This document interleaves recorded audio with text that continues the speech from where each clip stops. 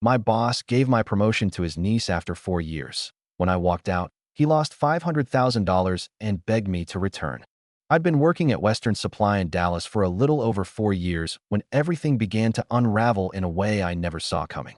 It was spring of 1997, and most mornings, I'd walk into that glass and brick building with a thermos of burnt coffee and the hope that maybe, just maybe, all the weekends I'd spent working overtime would finally amount to something. My name's Frank, and if you'd told me even 6 months ago that I'd be the guy telling this story, I probably would have laughed and gone back to checking the loading dock schedules. After my divorce finalized in early '93, I'd landed at Western with nothing but a beat-up Ford, a 14-year-old daughter named Lily, and a half-empty apartment in Garland that always smelled faintly of cardboard boxes. Logistics work wasn't exactly my childhood dream, but it paid the bills, and it kept my mind off everything I'd lost in the split. I became the guy who volunteered for late-night shipments out to Albuquerque, who picked up the phone when a driver called in sick somewhere outside Tulsa. I learned every shortcut from Amarillo to Baton Rouge, and I built up a reputation with vendors who started calling me first when they needed a problem fixed. All those years, my manager Martin always told me to keep my head down and trust that hard work didn't go unnoticed. He'd lean across his desk, cradling his ever-present mug of tea, and say, "Frank, you're the engine that keeps us rolling around here. When Tom finally retires, you're the one I want running things." Tom was the crusty old regional manager who everyone joked had probably been at Western Supply since Eisenhower was president. He'd started dropping hints about stepping down, and the rumor mill churned with quiet talk that my time was finally coming. That Monday started like any other, except the humidity made my shirt stick to my back before I even made it out of my truck. The entire team squeezed into the conference room, and the mood was restless, everyone expecting a big announcement. I figured maybe Tom was finally stepping aside, and that after all those years of taking the blame when deliveries ran late or a truck got stuck in El Paso, I'd finally see my own name on the door. Martin stood at the head of the table, looking more smug than usual, his tie knotted perfectly, hair slicked back like a politician. He cleared his throat and tapped a folder on the table, letting the silence stretch out for dramatic effect. "Today's a big day for us," he began, voice booming, "and I'm thrilled to announce the future of Western Supply's regional operations." He paused again, letting everyone's anticipation build. "Please welcome Casey as our new regional manager." He gestured to his right, and I almost missed the moment because I was busy counting the number of times he'd called me into his office to talk about my future. Casey, his 25-year-old niece, looked more like she belonged at a job fair than leading a team of old-timers who'd been hauling freight since the Reagan years.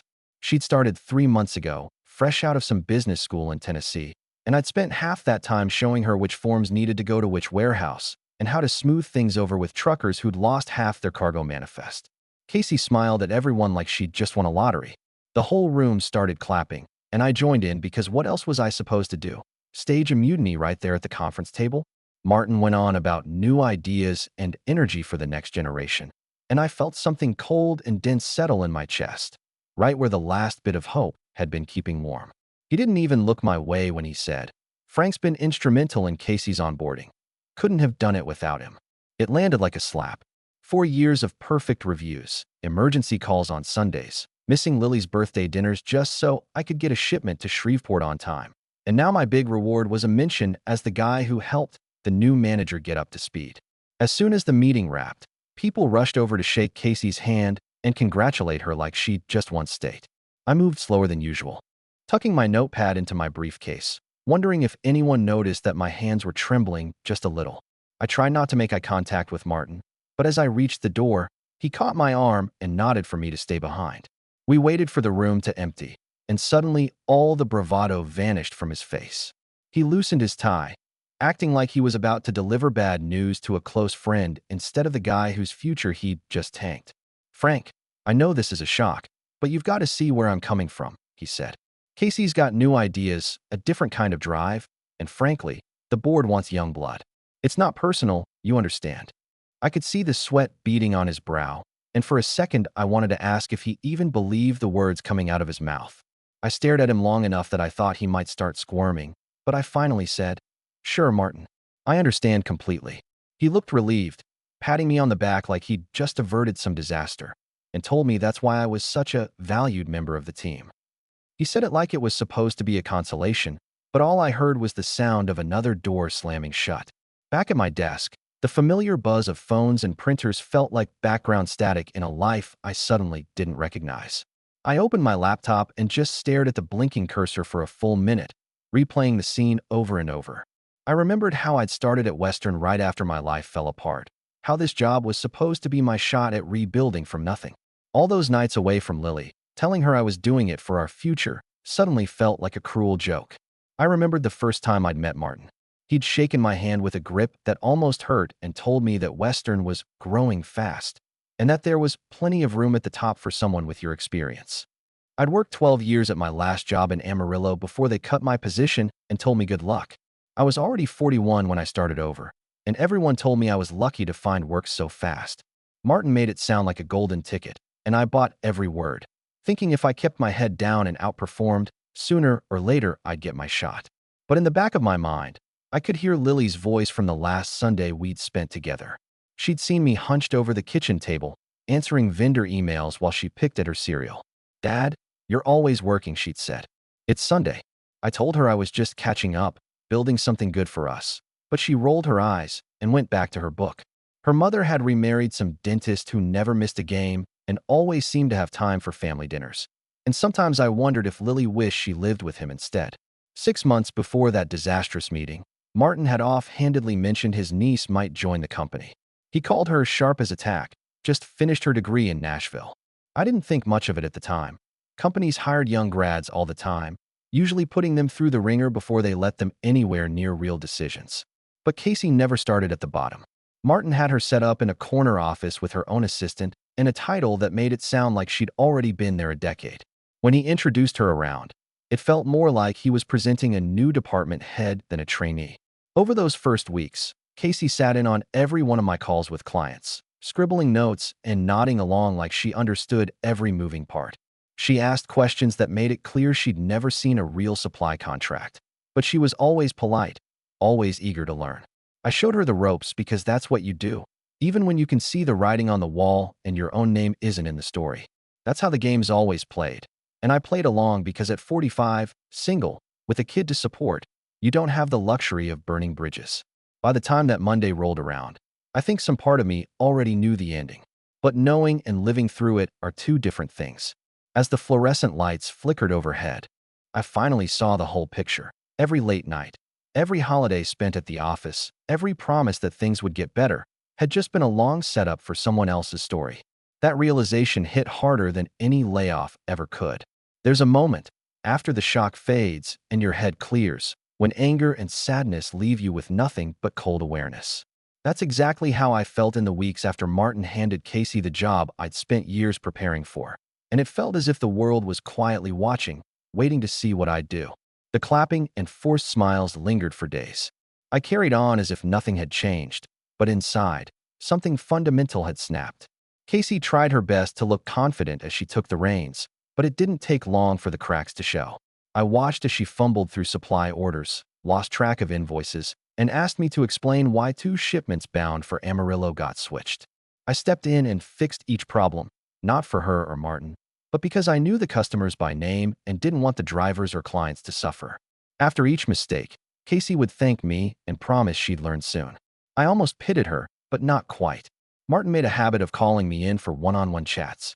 He'd tell me I was still the backbone and assure me there was always room for loyal people who do the hard work.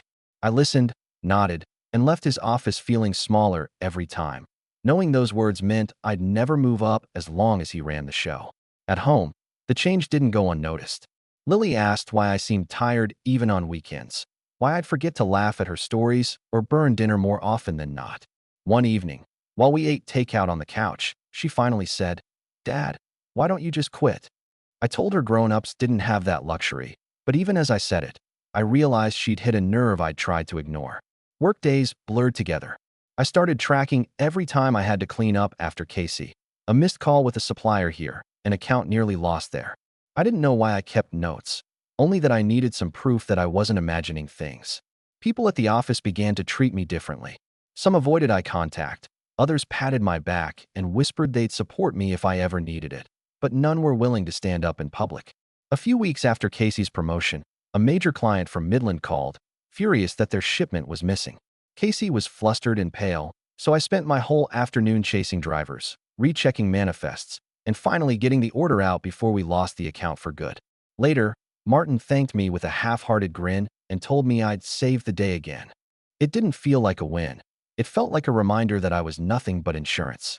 At night, I'd lay awake thinking of Lily, remembering how proud she'd been when I told her about maybe getting promoted. Now, I was going to have to explain why nothing had changed. On my way to drop her off at her mom's, Lily asked in a quiet voice if I'd ever stand up for myself. The question lingered all the way home, bouncing around my head like a warning bell. The office atmosphere grew heavier. I noticed how Martin included Casey in every strategy meeting and kept me focused on operations, a word that meant cleaning up her mistakes and making sure nothing collapsed. Casey started to look haunted, eyes rimmed red from late nights. And sometimes she'd close her door and sit in silence. I could almost feel sorry for her, but then she'd emerge and ask for my help again, and I'd remember why we were both stuck. One night, I overheard Martin talking with Mr. Reed from corporate, and the words stung like a slap. "Frank's solid, but he'll fall in line," Martin said. "He's got a kid, he won't cause trouble." Reed said, "Casey's new. You're risking a lot." But Martin just shrugged. I slipped away unseen, and for the first time, I knew with absolute certainty that my loyalty was just a tool for other people's gain. That weekend, I researched other companies, reached out to contacts, and quietly asked about openings. Responses were polite and encouraging, but the thought of starting over at my age made me pause. I wanted to do right by Lily, to be the dad she believed in. Every night, I thought about what my life might look like if I kept waiting for things to get better. By the time another crisis landed, a supplier in Austin threatening to pull a contract after Casey doubled an order by mistake, I'd run out of patience. I handled the fallout, fixed the error, and watched as Martin praised Casey for her quick recovery, not mentioning me at all. That evening, as the Dallas sunset painted the sky orange over the parking lot, I sat in my car and faced the truth. I'd given enough. My loyalty had bought me nothing but exhaustion and a seat at the sidelines. For the first time since I joined Western Supply, I finally understood that nothing would change unless I changed it myself. My hand stopped shaking. My mind cleared. I knew I couldn't keep going like this. Not for Casey, not for Martin, not even for Lily, if it meant she'd grow up thinking her father never stood up for himself. Something was about to break, and I decided it wouldn't be me. It's a strange thing when your mind finally lets go of fear and you start acting on instinct, as if you've crossed some invisible threshold and there's no way back. That was me, the Monday after I made up my mind. I woke up early, made coffee strong enough to rattle my teeth, and packed Lily's lunch with a steadiness that surprised both of us. She noticed I was humming as I drove her to school, and I caught her glancing at me in the rearview mirror, a cautious sort of hope flickering across her face. I realized then that she was waiting to see if her old man would actually do something different for once in his life.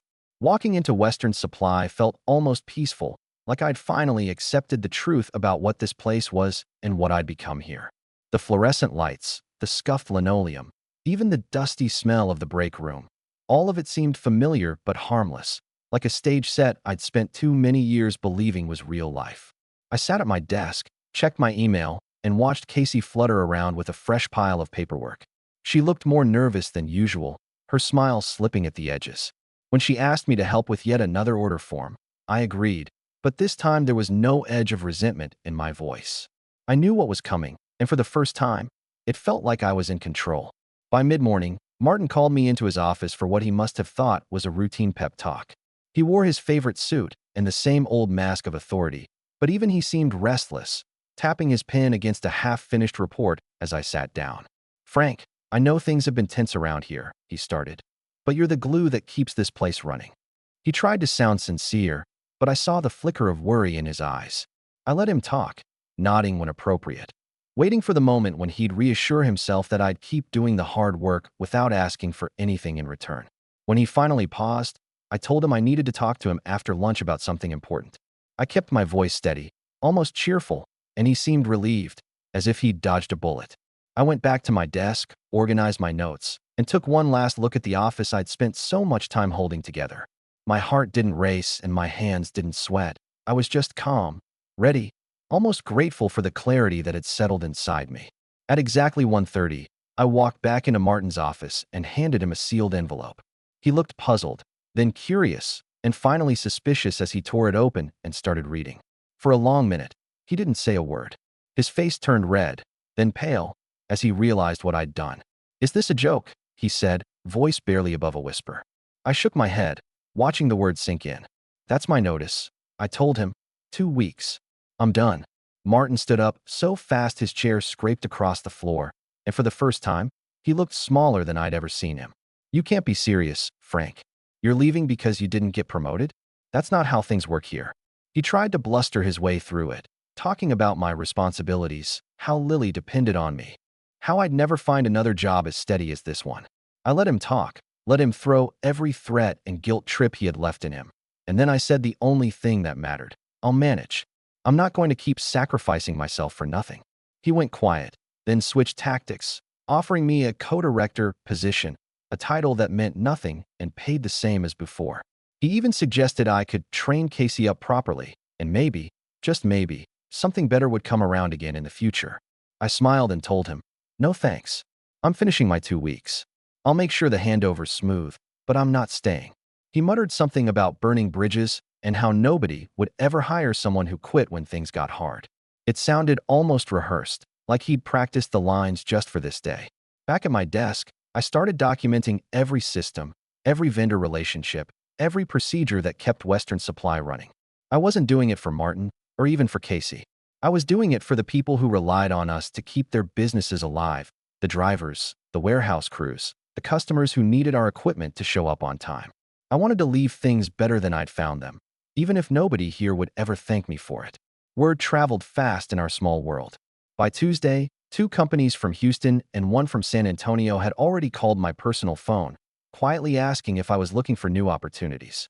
I played it cool, told them I had 2 weeks to wrap things up, but I'd be open to talking. The realization that people outside Western Supply valued what I'd done here more than anyone inside ever had was sobering and strangely exhilarating. Meanwhile, Casey was floundering.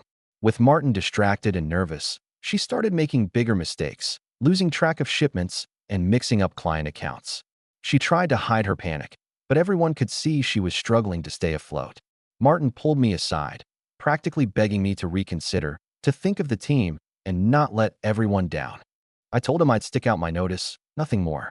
On Thursday, one of our biggest clients called Casey in a panic. An entire shipment of medical equipment had gone missing en route to Oklahoma City, and nobody could explain what happened. Casey was nearly in tears. I stepped in, spent the next 3 hours tracking down the missing freight, calling every driver, every warehouse manager, and finally piecing together what had gone wrong. We fixed it, barely, and the client stayed. When it was over, Casey tried to thank me, but I could see the fear in her eyes. She knew she was in over her head, and for the first time, I felt more pity than anger. That night, after Lily went to bed, I called my old contact at Sunbelt Equipment in San Antonio. We talked for over an hour. By the end of the call, I had an unofficial offer on the table: better pay, real responsibility, and the respect I'd always wanted. I told him I needed to finish out my 2 weeks, but I'd be ready for a fresh start after that. On Friday, Martin tried one last tactic, cornering me as I was leaving. He threatened to withhold a reference, warned that I'd never work in the industry again, even hinted at blackballing me with every vendor and client in the region. I looked him in the eye and told him, "You can do what you need to, but I'm done letting you decide my future." I think, in that moment, he realized he'd already lost control, not just of me, but of the company he'd built on empty promises. The days blurred together after that, each one feeling lighter than the last. People started coming up to me, quietly asking if I'd keep in touch, if I could let them know if anything opened up at my next job. I realized that, for all the talk about loyalty and teamwork, everyone was just trying to survive in their own way. I stopped blaming them and started looking forward. My last week was a blur of goodbyes, packing up my desk, and finishing every last document Casey would need. On my final afternoon, I took a long look around the office, remembering every late night, every small victory, and every quiet humiliation. When I handed Martin my security badge, he barely met my eyes. "You're making a mistake," he said, voice tight. "Maybe," I told him, "but at least it's mine to make." Walking out of Western Supply that day, the Texas sun felt brighter, the air felt fresher, and for the first time in years, I felt the weight lifting off my shoulders. I didn't know what was waiting for me next, but for once, I was ready to find out. There's a certain freedom that hits you when you leave a place that's been suffocating you for years, and it's unlike anything else I've ever experienced. My last day at Western Supply was over before I knew it. The boxes from my desk stacked in the back seat of my car, the security badge surrendered to Martin, and my phone lighting up with messages from old coworkers. Some wished me luck, others asked quietly if I'd remember them if something came up at my new job. There was relief in the finality, like a too-tight shirt finally unbuttoned after a long day. I drove home that night with the windows down, letting the warm Texas air swirl away the stale smell of disappointment that had clung to me for too long. A week after I walked out, I started at Sunbelt Equipment in San Antonio. It felt strange to step into a new office, to be greeted by people who actually seemed interested in what I could do, not just what I could fix for them. My new manager, Ron, shook my hand, looked me in the eye, and asked real questions about my experience, my ideas, and how I thought Sunbelt could expand into markets Western Supply had been too lazy to pursue. Instead of dreading every Monday, I found myself getting to work early, eager to build something instead of just holding things together. For the first time since my divorce, I felt like my life was moving in a direction I'd actually chosen. Meanwhile, word traveled fast through the supply chain grapevine. Old clients from Oklahoma, Midland, and even El Paso started calling, asking if I could handle their accounts at Sunbelt. There was no non-compete clause holding me back, and everyone in this business knows that relationships matter more than logos on invoices. Within my first month, I brought 3 major contracts to Sunbelt, contracts that had been keeping Western afloat during some lean years. Ron was thrilled. He put me in charge of the Southwest expansion, gave me the freedom to hire a few folks I trusted, and told me, "Make it yours." For the first time, I believed someone meant it. It wasn't long before the consequences of my leaving hit Western Supply like a bad storm.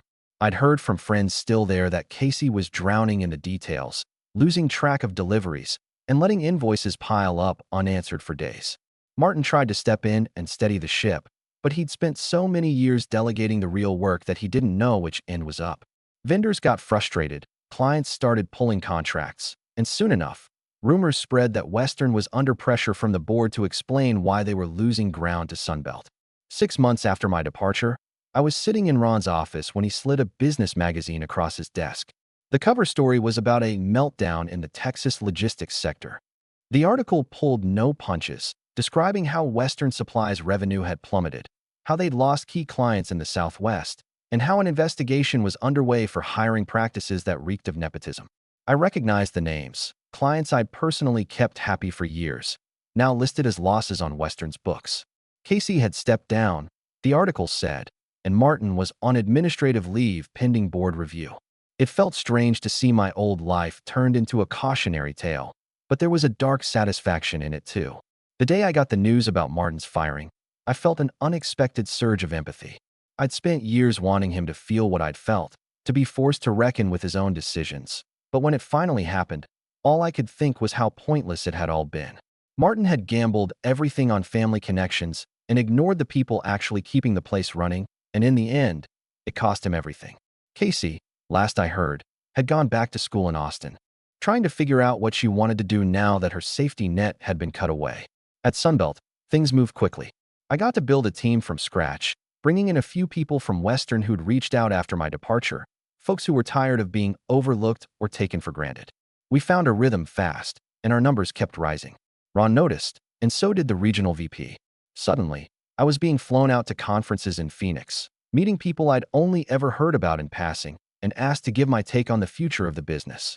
Sometimes, when I drive home after a long day, I'd think about how different everything felt, how much lighter my shoulders were, how much more present I could be for Lily, who had started smiling again and telling me about her day over dinner. One afternoon, about a year after leaving Western, I found myself in Albuquerque for a conference. I stopped at a little diner by the airport, the kind of place where the coffee is always burnt but the pie is worth the trip. As I waited for my order, I saw Casey sitting alone in a booth, her hair pulled back, face buried in a textbook. For a moment, I considered walking past and pretending not to see her, but something made me pause. I walked over, asked if I could join her, and she looked up, startled, but then nodded with a tired smile. We talked for a while, her telling me about going back to school, working nights at the diner, and trying to figure out where she'd gone wrong. There was no bitterness in her voice, just a quiet acceptance that sometimes you have to start over the hard way. She thanked me for not hanging her out to dry back at Western, for doing what I could to make her look good, even when I could have easily let her sink. I realized then that she'd learned something I never could have taught her at the office. A lesson about earning trust and respect the hard way, about failing and picking yourself up when nobody else will. Before I left, I offered to put in a word for her at Sunbelt, said we could use someone willing to start at the bottom and prove herself.